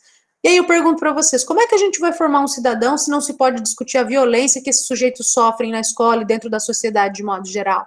Né? São as contradições que esse movimento prega. E aí, dando 2 exemplos, que são os últimos e mais atuais, relacionados à proposição do Escola Sem Partido, a gente vai ter essa PL 246/2019, da deputada Bia Kicis, né, que é considerada hoje uma das PLs mais persecutórias do trabalho docente, né, e que agregaram várias proposições que foram feitas anteriores e que foram algumas arquivadas, outras consideradas inconstitucionais, mas vieram com mais força nessa agora. E aí, dentro dessa proposta, o que a Bia Kicis propõe, então? Primeiro, o direito de gravação de aula pelos estudantes a fim de monitorar os conteúdos escolares e viabilizar o pleno direito da família sobre os educadores. Né? Então, vejam, aquela constituição de uma vigilância em relação ao trabalho docente, a obrigatoriedade das escolas na entrega prévia de materiais informativos sobre os conteúdos e planejamentos para a vigília dos enfoques adotados. Ela, inclusive, utiliza, né, a palavra vigília. A livre imposição de ideologias específicas e de cunho religioso e moral nas escolas confessionais e particulares e a proibição de manifestações políticas nos grêmios estudantis. Então, você tira toda a perspectiva política de dentro das escolas, você impede uma discussão mais aprofundada em relação à participação das pessoas na sociedade, você impede uma discussão mais aprofundada em relação a questões de gênero dentro da escola, ou mesmo uma discussão em relação a impedir algumas violências dentro da escola, né? E mais, conforme o artigo 9º, aplica o Escola Sem Partido às políticas e planos educacionais, aos conteúdos curriculares, aos projetos pedagógicos da escola, aos materiais didáticos e paradidáticos, às avaliações para ingresso no ensino superior, ou seja, os vestibulares, e às provas de concurso para ingresso na carreira docente. Então, suprime-se uma série de discussões, não só em relação a gênero, tá, gente? Estou falando de gênero porque gênero entrou dentro desse projeto, mas tenta suprimir uma série de debates que são produtivos no contexto da sociedade, pensando numa sociedade que é diversa também politicamente, né, e tentando impor uma visão específica de política, de sociedade, de moral, de bons costumes, de família e assim por diante. E a última PL, que eu acho também bem expressiva daquilo que tudo que a gente já discutiu ao longo desse encontro, é a PL 2578 de 2020, do deputado Felipe Barros. Não sei se vocês conhecem, o deputado Felipe Barros é de Londrina, né, do PSL. Ele propôs a PL seguinte, né, determina que tanto o sexo biológico como as características sexuais primárias e cromossômicas definem o gênero do indivíduo no Brasil. Né? Então, segundo essa proposição do Felipe Barros, já que os estudos de gênero estão tomando conta aí, né, já que a gente tem debatido gênero de um modo diferente daquele esperado pelas pessoas conservadoras, fundamentalistas, então ele tenta amarrar a compreensão do conceito de gênero a essas características biológicas e binárias. Né? E ele vai dizer, segundo os defensores desse novo conceito de gênero seria apenas um papel social flexível e fluido que cada um representaria como e quando quisesse, independentemente do que a biologia determine como tendência masculina e feminina. E como essas pessoas que defendem essa perspectiva acreditam que a gente deve se limitar dentro dos papéis à biologia, né, ou às desigualdades propostas por esses papéis dentro da biologia, quando a gente começa a discutir gênero, isso, na verdade, subverte a norma, isso quebra com essas crenças, com esses paradigmas, e, portanto, há esse movimento de retorno à norma, né? Portanto, um viés um tanto quanto antidemocrático, né? Uma presunção autoatribuída de superioridade moral dentro desse projeto e de que todas as discussões que não façam parte dessa perspectiva ideológica específica do grupo que está propondo Escola Sem Partido é imoral, né, não deveria estar sendo discutida. Há dentro desse projeto uma formação discursiva para promover, inclusive, violências epistêmicas e desconsiderar conhecimentos que têm sido produzidos de diferentes maneiras, inclusive os conhecimentos do Sul, os conhecimentos que são subalternizados, né, e aí favorecem também a dispersão de certos enunciados. Por exemplo, excluir, distorcer ou subordinar algumas perspectivas em detrimento de outras, certo? E aí, então, por que é importante a gente pensar nessas interferências? Para que a gente desconstrua os estereótipos, né, os preconceitos e todas essas questões. A Thais disse, inclusive, o Felipe Barros voltou contra o Fundeb permanente. E aí a gente vai vendo os interesses. Ah, e uma coisa que eu não falei, né? A maioria das pessoas que estão vinculadas à Escola Sem Partido estão vinculadas a instituições privadas de ensino, né, a corporações privadas de ensino e que são favoráveis, inclusive, ao homeschooling, né, então é importante que a gente entenda o que significa isso, né, não é só uma perspectiva, um discurso moralizante da educação, mas é, inclusive, um discurso que desconstrói a educação pública, né, então, importantíssimo para a gente compreender essas questões, e essa votação do Felipe Barros contra o Fundeb é uma representação disso. Vários políticos coadunados dessa perspectiva votaram contra o Fundeb, né? E aí, diante desse cenário, então, concluindo, para que vocês não se cansem tanto, quais são os desafios e as potencialidades no contexto político contemporâneo? São vários, né, gente, variadíssimos e muito difíceis de serem superados também, porque a gente ainda vive uma sociedade que prega uma série de questões. Então, quando a gente pensa a questão de gênero e de sexualidade, essas questões são sempre relacionadas a uma perspectiva de cidadania, é importantíssimo que a gente entenda isso, né? Discutir gênero e sexualidade é falar de temas relacionados, por exemplo, ao direito das mulheres, inclusive de existirem, de terem políticas de garantia de assistência, enfim, uma série de coisas. É falar da violência doméstica, é falar da violência de gênero e da violência por identidades afetivos sexuais também. É falar dos direitos sexuais e reprodutivos, é falar de saúde, é falar do direito à creche, que é um direito fundamental, que deve ser garantido, porque majoritariamente as mulheres ainda ficam responsáveis pelo cuidado das crianças. E aí, quando as crianças, por exemplo, as famílias vão sendo constituídas, em geral os homens vão para o espaço público, as mulheres ficam responsáveis pelo cuidado no âmbito doméstico. E quando não se há garantia, por exemplo, de creches, a gente não tem a garantia de que essas mulheres consigam se estabilizar financeiramente, assim por diante. Então, é um pressuposto importante para a gente pensar dentro dos estudos de gênero. Também é falar de políticas públicas para o coletivo LGBT, né, de políticas de prevenção, a DST e AIDS, é falar de aspectos fundamentais da nossa identidade, ou das nossas identidades, e que tem profunda relação com a organização social em que vivemos, certo? A diversidade, gente, ela vai permanecer mesmo quando não há respeito e visibilidade.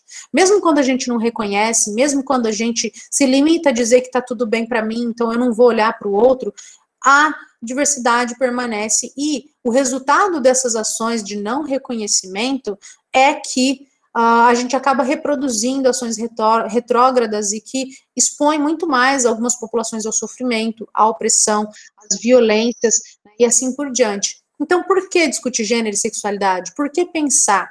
Porque gênero, sexualidade, identidade não são criações ideológicas. Eles existem, né? Eles vão constituir como é que a gente se representa, como é que a gente se identifica.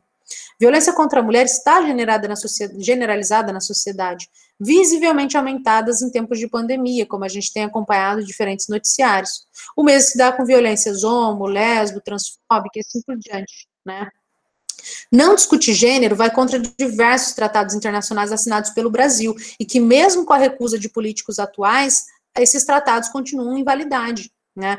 O machismo impacta o aprendizado e a autopercepção de meninas e de meninos. É só a gente, por exemplo, verificar o quanto meninos e meninas, como foi o exemplo de uma colega, ainda começam a ser padronizados e normatizados dentro de estruturas rígidas que impedem, por exemplo, inclusive experiências dentro das práticas corporais esportivas, dentro dos esportes, né, dentro da dança, enfim, de experiências que poderiam ser muito produtivas tanto para homens quanto para mulheres, quanto para qualquer um, né? O preconceito não tem nada a ver com a religião. O preconceito é intolerância, é desrespeito ao próximo, né? A minha crença não pode interferir no modo como o outro se representa, no modo como o outro se reconhece dentro da sociedade, tá? Será que nós somos capazes, então, enquanto sociedade, de enfrentarmos os nossos abismos? Será que somos capazes de acolher as pessoas que sofrem com essas violências cotidianas? De criar uma sociedade capaz de olhar para os desafios do nosso tempo e propor outra sociabilidade, pautada pela solidariedade e pela empatia? São perguntas que eu faço para vocês. Será que nós somos capazes de passar por cima desses condicionantes que nos regem e compreender a sociedade de uma maneira diferente, mais diversa e mais plural, né? Porque a gente reconhece, né, gente? Reconhecemos que a sociedade é plural, mas será que a gente consegue ultrapassar essa perspectiva limitada? Né? Então, falar sobre o gênero é bem mais do que atribuir diferentes funções com base no sexo biológico. É tratar de relações que são estabelecidas de maneira desigual e de maneira muito assimétrica, e que precisam ainda ser debatidas no contexto da sociedade. Eu gosto bastante, agora eu vou trazer três citações que são representativas daquilo que eu acho que a gente deve considerar. Primeiro, essa do Nelson Mandela, né? Ninguém nasce odiando uma pessoa pela sua cor da pele, por sua origem, ou ainda por sua religião. Para odiar, as pessoas precisam aprender. E se podem aprender a odiar, podem ser ensinadas a amar, né? E o Boaventura de Souza Santos, que é um dos teóricos que vão aí subsidiar também os meus estudos, ele vai dizer, né, temos que ser iguais todas as vezes que as diferenças nos inferiorizam, e temos que ser diferentes todas as vezes que as igualdades nos descaracterizam. Então, é importante para a gente pensar um pouco esses estudos, essas possibilidades, essas discussões, e assim por diante, né. Alguns cuidados que a gente, enquanto educador e educadora, deve ter. Primeiro, reconhecer sua própria identidade e a dos demais. É importantíssimo reconhecer a produção de identidades que são diversas. Acreditar e colocar em prática sentimentos e atitudes de igualdade entre os gêneros, né? Tentar desconstruir algumas noções aligeradas que a gente acaba reproduzindo e refletir sobre essas noções. Respeitar diferentes individualidades, né? Diferenças individuais, diferenças socioculturais é importantíssimo. buscar superar mitos, preconceitos e tabus sexuais. Esse ponto é fundamental, dado que a gente ainda reproduz, e inclusive eu, gente, enquanto uma estudiosa de gênero, acaba reproduzindo, né, muitas perspectivas limitantes, e respeitar todo e qualquer... Para finalizar, trago uma citação do Paulo Freire, né, o nosso ideólogo. Gosto de ser gente porque, mesmo sabendo que as condições materiais, econômicas, sociais e políticas, culturais e ideológicas em que nos achamos geram quase sempre barreiras de difícil superação para o cumprimento da nossa tarefa histórica de mudar o mundo, sei também que os obstáculos não se eternizam e, portanto, eu vou permanecer na luta e eu acho que vocês têm que abraçar a luta junto conosco para que a gente possa fazer um mundo diferente, mais diverso, mais plural e mais respeitoso com as pessoas. Então, gente, eu acho que agora a gente pode abrir aí para dialogar um pouco, né, sobre essas questões, para a gente pensar um pouquinho mais. Cássia, muito obrigado.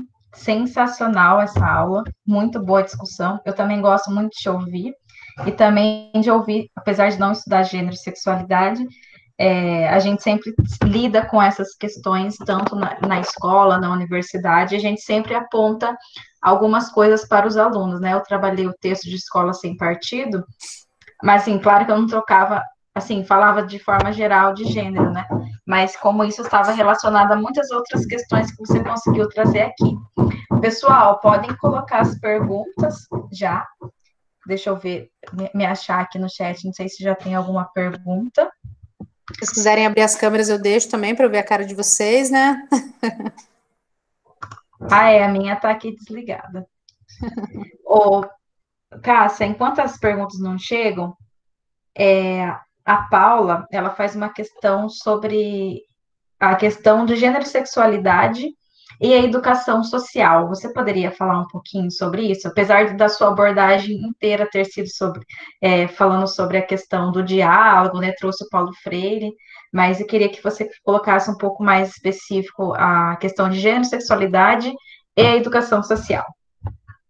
Certo, Thaís. A Paula, professora, fez essa pergunta? Sim, a Paula, professora. É que ela está com os Paula... bebês lá, daí ela não conseguiu escrever aqui. Tudo bem. Gente, a Paula representativa, né, desse debate da educação social e por que é importante pensar a discussão de gênero e sexualidade dentro da educação social? Né, a educação social lida com diferentes perspectivas e possibilidades e lida com diferentes situações de vulnerabilidade ou de direitos violados. Dentro dessas situações de vulnerabilidade e direitos violados estão também relações baseadas nas questões de gênero e sexualidade, né? Por exemplo, quando eu trabalhei em Vaiporã, junto com a Paula, no projeto, e a gente participava no projeto Brincadeiras, alguns alunos começaram a fazer pesquisas dentro da educação social, olhando especificamente para as questões de gênero. E quando a gente começa a voltar a olhar e compreender um pouco mais as questões de gênero, elas começam a se tornar mais gritantes aos nossos olhos, né? Vejam, muitas situações de violência, muitas situações de exploração sexual, muitas situações que vão ser extremamente necessárias para serem debatidas dentro da educação social, porque afinal, gente, a gente precisa desconstruir essas problemáticas de gênero em diferentes espaços, né? E se a gente está lidando com uma educação que é baseada na garantia de que as crianças, os idosos, enfim, tenham respeitados os seus direitos à existência, que tenham garantidos os seus direitos, né, a gente precisa também reconhecer a necessidade de estudar e discutir gênero dentro desses espaços. As crianças traziam diferentes elementos dentro dessas pesquisas que os alunos realizaram, né? Por exemplo, coisas básicas como a diferenciação de práticas e brincadeiras que acabavam também sendo legitimadas dentro do projeto ou dentro da educação social, né? Enfim, há uma série de possibilidades dentro da educação social, e a educação social precisa olhar mais para essas questões, porque a gente acaba olhando para os sujeitos que estão participando da educação social, e em alguns momentos acaba não reconhecendo a importância do olhar para essas identidades de gênero, a importância do olhar para para essa valorização da diversidade dentro desses espaços também. Eu não sei se a Paula queria isso, se é dessa relação, Paula, mas a gente sempre discutiu a importância fundamental de que esses estudos estivessem interligados à formação mesmo de educadores e educadoras sociais, né, porque o olhar muda quando a gente tem informação, né.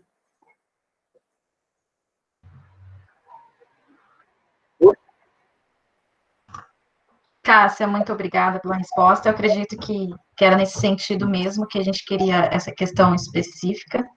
É muito interessante também que você teve essa experiência na área, né? Lázaro, a sua pergunta agora, pode falar. Ele vai falar ao vivo, Cássia. Oi, Lázaro, tudo bem?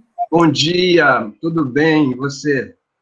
Tudo certo. Muito boa aula, muito boa, muitos conceitos, muitas reflexões a partir daqui, com certeza, muito conhecimento para a gente agregar e também colocar aí na nossa luta, né, contra vários tipos de preconceitos, excludências, limitações. Muito obrigado pela sua aula.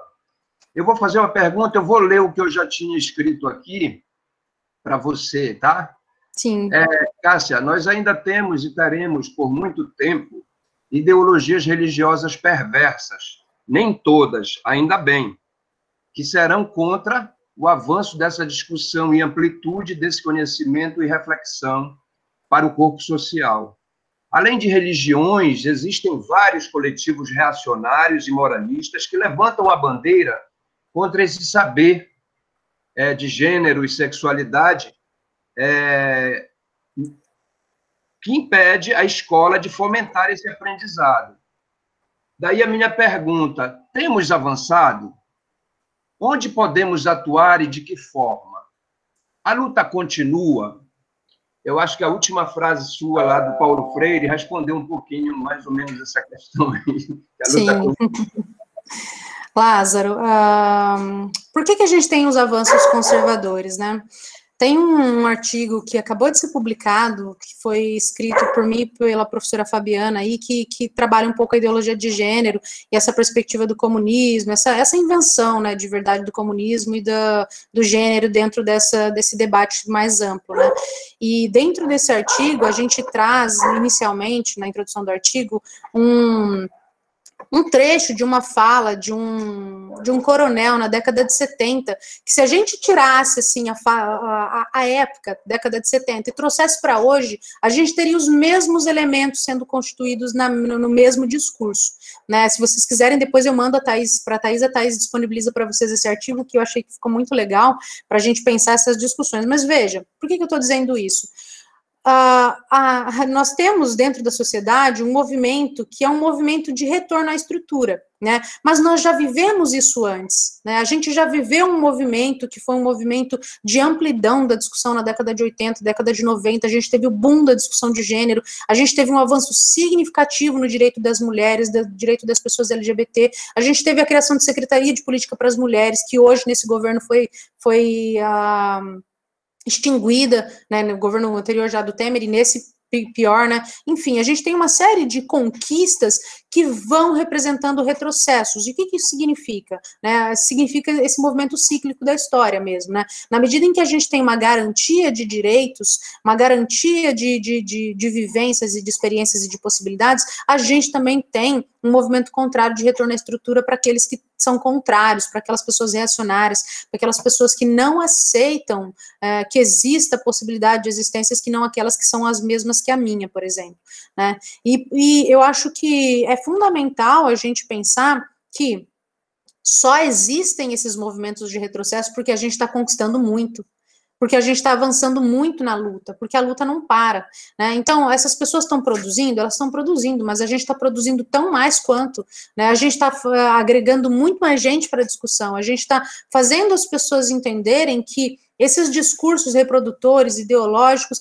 devem ser combatidos em prol de uma dinâmica que é mais igualitária, mais respeitosa e assim por diante, né? Então, eu acho que a gente tem que começar a pensar que as pessoas não são eternas, né? Minha mãe sempre diz isso quando eu reclamo um pouco dessa perspectiva governamental atual, né? As pessoas não são eternas, elas estão, mas elas passarão. E o importante é que a gente não perca a luta, não perca as esperanças, mantenha-se firme para que a gente consiga mudar de algum modo. Como é que a gente faz isso? Nos nossos espaços, eu acho que hoje a gente vive um momento de cerceamento das liberdades, um momento de perseguição. A gente tem aí o governo constituindo, por exemplo, uma lista de professores, de funcionários públicos antifascistas. Gente, quando a gente viu a perseguição contra antifascistas, quando o fascismo é uma coisa tão ruim, então vejam, estão criminalizando pessoas que são contra movimentos fascistas. Eu acho que a gente vive um momento que é muito delicado, mas que não pode nos colocar, nos deixar com medo de atuar. A gente, é óbvio, tem que ter alguns cuidados e tem que saber por onde, né? Por onde? Nos espaços mais próximos. Eu consigo atuar nas micro-relações e estabelecer modificações muito próximas do espaço onde eu estou. Eu não preciso necessariamente levantar uma bandeira nacional e sair brigando. Se cada um fizer nos seus espaços particulares, a gente muda muita coisa, né? Então, eu acho que a gente tem que ir transformando as nossas micro-relações, é óbvio. A gente tem que se manter na luta por uma mudança mais radical, mais global. Mas, na medida do possível, transformar a nossa realidade já faz muita diferença. Muito obrigado, fico muito feliz. Obrigada, Lázaro. Muito bom, Cássia. A Júlia fez uma questão.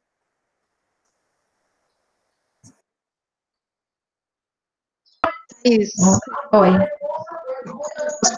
Desculpa. Oi. Tá me ouvindo agora? Acho que cortou um pouco.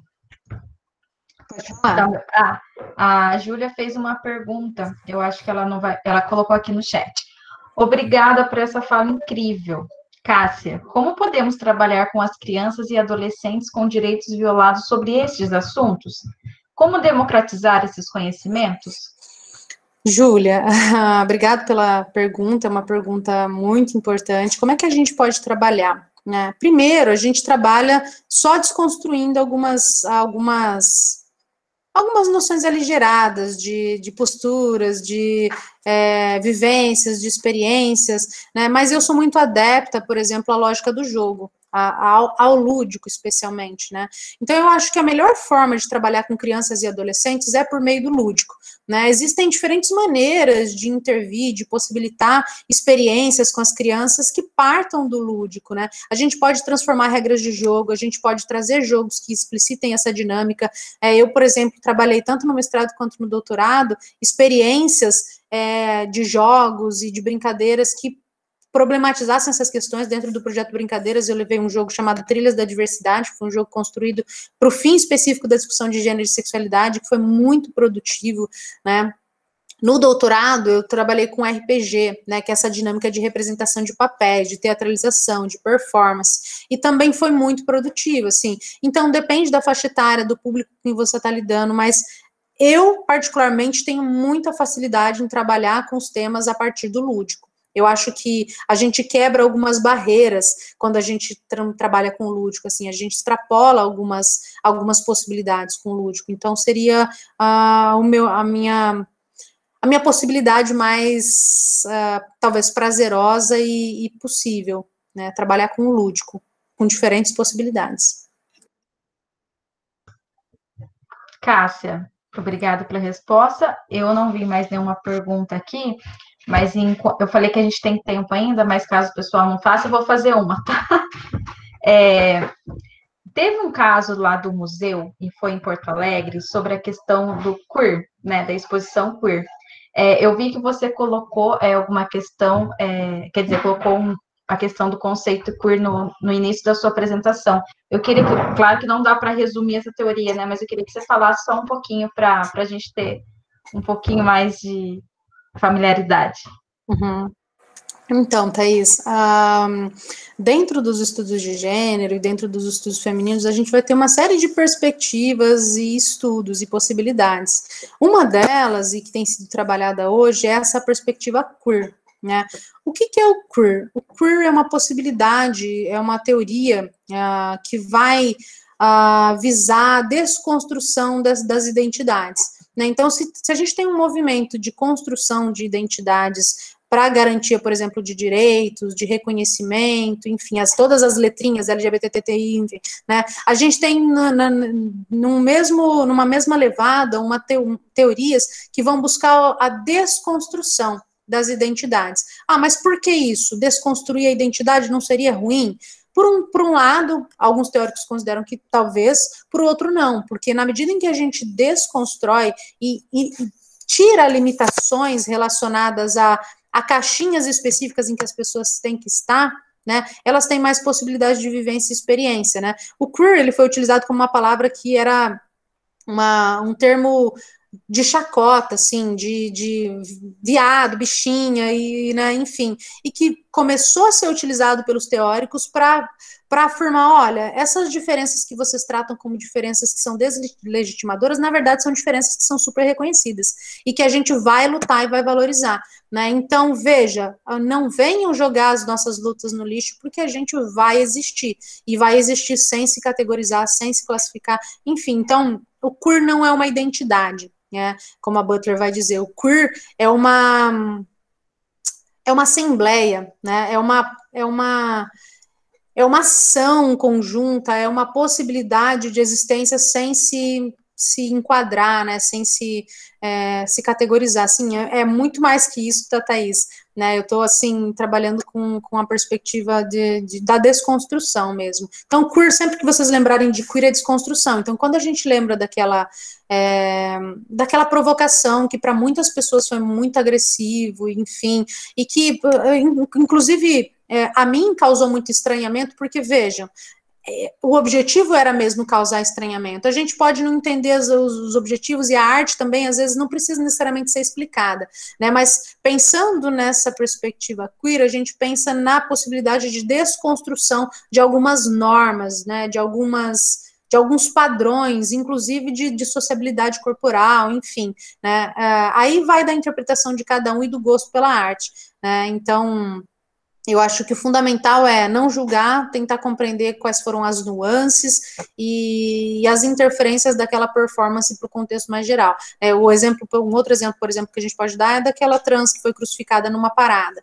As pessoas também disseram, mas isso não é arte. Mas vejam, toda a representação que se traz por trás dessa luta ou dessa representação que aquela pessoa trans fez quando foi crucificada é muito importante ser entendida, né? A gente só leva em consideração de que ela profanou um símbolo católico, mas veja, quantas pessoas trans não são crucificadas o tempo todo dentro da sociedade que a gente vive? Então a gente tem que olhar mais para além das representações que nós fazemos das nossas crenças e reconhecer aquilo que tem sido produzido pelo outro também. Acho que é nesse sentido.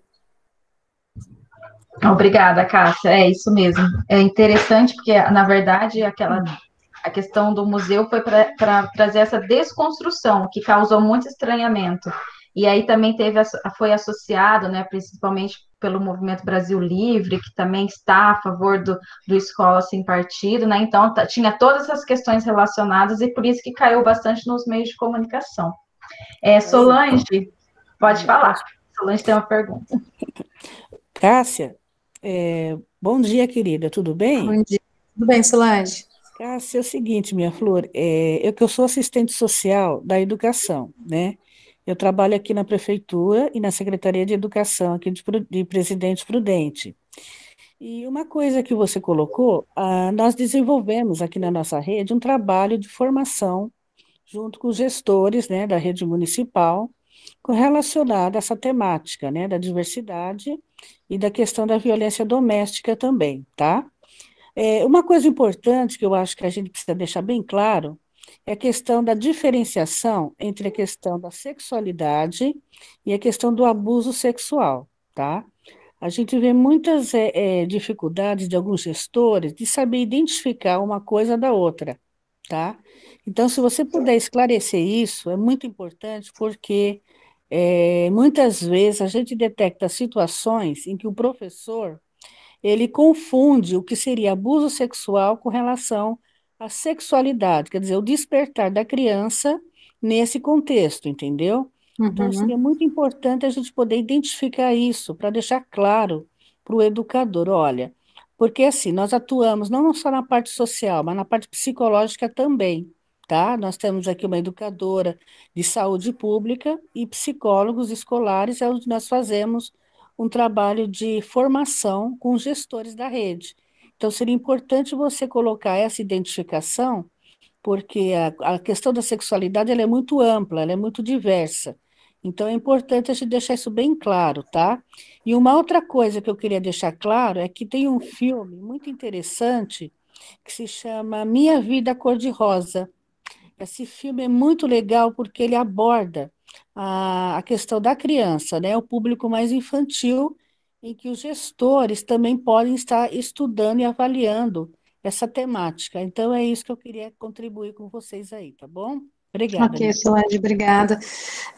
Eu acho que é um apontamento interessante, né, da Solange em relação a essa diferenciação. Vejam, gente, sexualidade a gente constrói desde o início da nossa vida, né? Desde que nós nascemos, a gente está começando a constituir a nossa sexualidade. E a gente não está falando de sexualidade como baseado exclusivamente no sexo, na prática sexual. A gente está falando de sexualidade como os nossos afetos, nas nossas experiências, o nosso contato, a nossa descoberta do corpo, tudo aquilo que rege as nossas experiências e a nossa constituição enquanto seres que são sexuados de algum modo, né? Que são seres que sentem prazer, enfim, né? Então, a sexualidade deve ser compreendida como um elemento que constitui os sujeitos. A gente morre de medo de falar de sexualidade com as crianças, mas a gente não vai falar de sexo, a gente vai falar das experiências, a gente vai falar da constituição dos nossos corpos, das nossas vontades, dos nossos desejos e assim por diante, né? Quando a gente fala de abuso sexual, a gente está falando de uma violência, a gente está falando de uma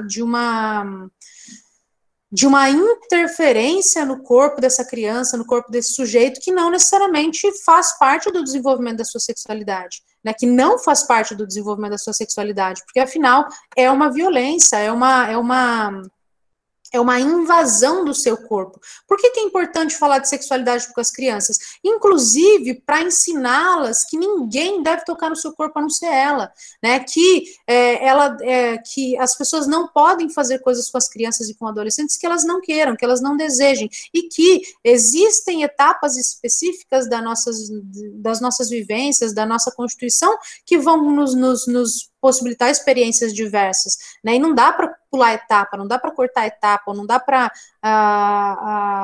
hipersexualizar as crianças no sentido do sexo, ou no sentido das experiências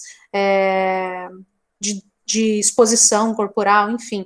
É uma discussão muito ampla, Solange. Eu acho que a gente teria um encontro só para falar disso, né? Mas é importante que a gente entenda que a sexualidade tem que ser debatida ao longo de toda a vida, né? Com diferentes experiências. Primeiro, como é que se constituem os corpos? A gente faz isso na educação infantil, né?